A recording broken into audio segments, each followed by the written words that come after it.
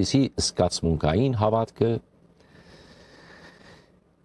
ընդունված էր հետանոսներու շրջանակներու մեջ, իսկ առաքյալը Աստուծո իմաստությունը կկարոզե այն հոգեվես կատարյալ մարդոց, որոնք պատրաստ են ընդունելու այդ իմաստությունը։ Այդ իմաստությունը աշխարհինը չէ եւ անոր համար ծածկված է մարդոց մե, որովհետեւ չկամեցան ճանչնալ Աստուծո իմաստությունը։ Իսկ առանց Աստուծո իմաստությունը ճանչնալու անոնց քայլերը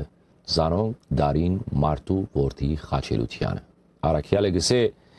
այս աշխարհի իշխաններեն ոչ մեկը չճանչցավ Աստուծո իմաստությունը, որովհետև եթե ճանչցած լար արդարի բարքի դիրոջը չէին խաչեր, որը ուղված էր առաքյալի այս խոսքերը։ Առաքյալը չի բարձապաներ, թե իրականության մեջ ով խաչեց բարքին դիրոջը։ Հարց կհարաճանա, թե իսկապես ով խաչեց Քրիստոսը։